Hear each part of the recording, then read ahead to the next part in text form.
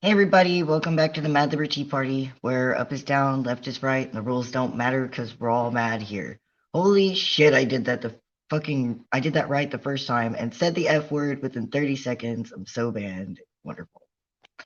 Glad to see you guys today. It's not my best day probably, but I mean, we all have like good and bad days, I suppose. Um, we've had, oh no, what just happened?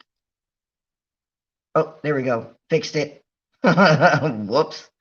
As I said, I've had better days today. Um, I think we've all had our ups and downs. Um, I've been kind of urgent and nervous and cranky and bitchy at pretty much everybody all week. Well, for the past few days. And the reason is because I had a death in my family, not my blood family. Fuck those motherfuckers. I mean, except for like my siblings and my stepmom, but she's not blood either. Most of the blood can fuck off. But the people who put themselves in your life, the people you voluntarily allow to hurt you, because everyone. Let me explain that. Hold on. Everyone will hurt you. Everyone will betray you. Some people do it on accident though, and part of growing up is learning the difference. The people that you choose to allow to hurt you, though, the people that you choose to allow to have those short knives instead of the long knives, um, they end up they mean something to you. They have to, otherwise you wouldn't let them stay, and you don't have to. You're not obligated. So the people, in my opinion, that you would allow to hurt you like that, they're worth the most. And when they go, it can really hurt us. Um, I'm okay. I'm not freaking out or anything like that. But there's just been so much lately that I think that this one got under the chink in my armor a little bit, and it got me thinking. Because I don't like staying at the bottom. I like trying to figure out something to take away from every negative aspect because death is a natural part of our lives and it is part of the cycle. And what I really, the most important thing that rings true to me is something that's been riding me off and on for the past like year. I've lost several mentors this year, and just in case you were wondering, none of them died to COVID. Fuck that stuff. But you know, it's becoming apparent to me. It should have probably been more apparent to me to begin with, but lately it's becoming more and more apparent to me that our elders are passing and we are losing them and their banks of knowledge. And it's about time for us to be those elders. Some of us. I mean, fuck, I'm not nearly as young as I fucking look, y'all. I'm like creeping my ass up on 40. There's older than me, of course, but it, you know how it is. You know how it is. I don't want to talk about how old I am, but the thing is, our elders are far more valuable than the history books that, you know, we get in the schools. They can teach us things that aren't written, things that will be lost when they're gone, things that we can never fucking recover. And there's a lot of things standing between us and getting those things. Least of all, I mean, far from least of all, our fucking egos. Um, when I was a kid, I was in a lot of trouble all the time. I had a bad situation, and I became a rebel of sorts. I became unmanageable, and that was pretty much my goal. And there were not very many adults who could speak to me from, I guess, the white market world, I suppose. There were not many of them that could speak to me that made any, that I gave a moment to, except for the elders of the Society for Creative Anachronism. We call it the SCA. It's a medieval recreational group. It's not like LARPing, it's all historically accurate, and we beat each other with real sticks and we learn real trades. We learn to make the tools for those trades. It's a creative anachronism, just like it says. And the community in this place, it was like the I mean, like, I don't want to insult anybody if they're watching it, but it was really similar to the community I found amongst the homeless, the community that I found amongst like bikers and stuff, um, artists. Like these communities, they love to share, they love to teach, they love to learn, and they will take literally anybody who's not, I mean, a danger to the community. And they have to prove themselves that way before anyone will push them away. We're not, I mean, like, it's not like that. So me, this 15-year-old troublemaker, was picked up by these people and they taught me all sorts of things.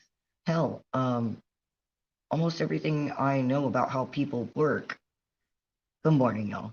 Almost everything I know about the way that people work is uh, has its roots in the SEA. My mentor, one of my mentors, Lady Mistress Duchess Willow, she was the first queen of Bonsteora, and her husband Jonathan, he has left us. He was the first king of Bonsteora, and I know that I'm an anarchist, but this is a different kind of king. The king is dead. Long live the king, and I hope that he stays alive in our hearts forever.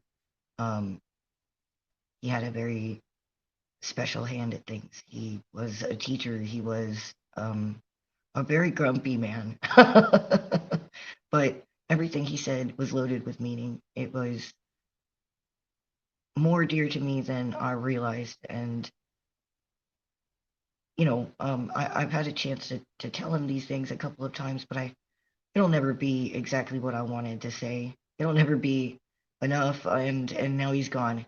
And the only thing I can do to honor him is to take the things that he taught me and make sure that they live. Um, One thing I've come to understand is that we don't trust our government. We don't trust, like, the Liberty people for a reason. We don't trust our government. We don't trust our histories. We know that everything is fake, half of it at least. We don't know what to believe. But these elders that we come to be able to trust, um, they were there a lot of times. Um, the stories that my grandfather used to tell me about coming up on the beaches of Normandy are not at all the same as the stories that they tell in the books, and they never will be. You learn things from them that are just not available, you know. Um, and we need them. We need them so much more now than ever because the things that they have to teach are real. The things that and they're challenging. The things that our government have to teach us is complacency and compliance, and that's not at all what we need. We need the knowledge of our past, the knowledge of our ancestors, the knowledge of our elders to carry us into tomorrow. Um, I was a bard in the SCA, so maybe I value it a little bit more than others. But you take all of that knowledge and you pass it as far as you fucking can. You make it live because that's how we live. It is the only way that we exist past this. You can build a tower all the way to the fucking heavens, but eventually that tower will be gone. And like even before that, no one will remember who made it or why. What we need to pass on is the knowledge, the skills, the experience. They saw events the way in ways that the history books cannot share with us. They they learned skills that are not, applicable today because of technology. But if something were to happen, we would be ill prepared, like hardcore, because we don't know.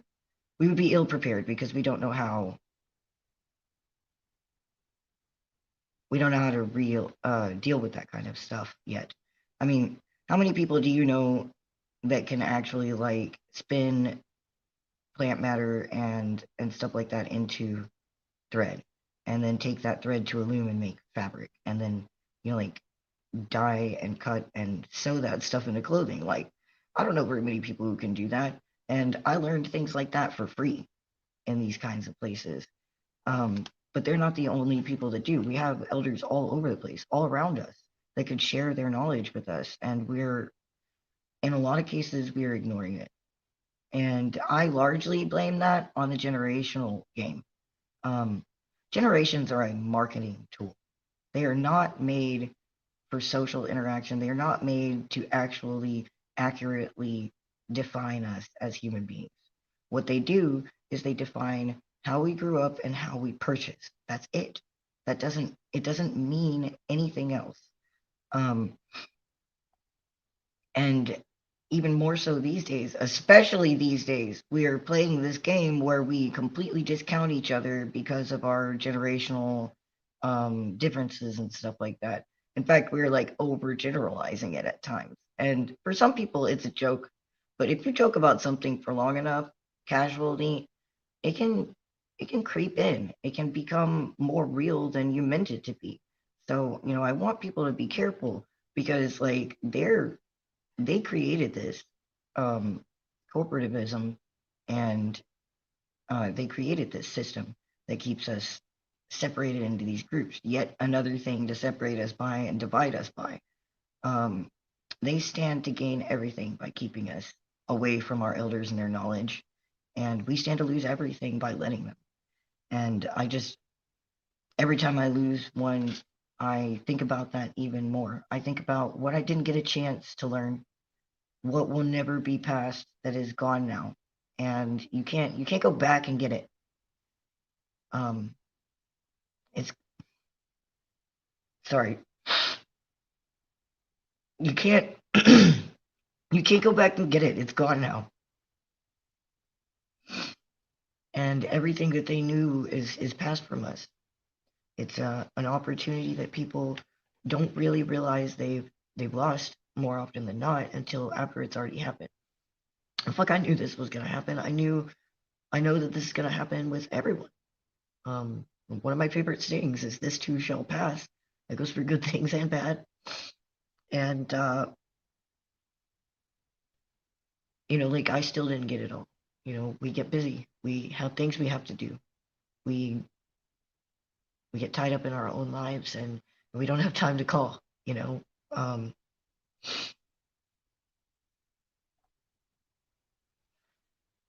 and the most terrifying part of all of this is that our elders are passing, and it's gonna be soon time for like people of my age and older to become the next elders, and it's fucking overwhelming. Like I've still got a little ways to go. There's like a small group of people between me and that, but it's getting smaller.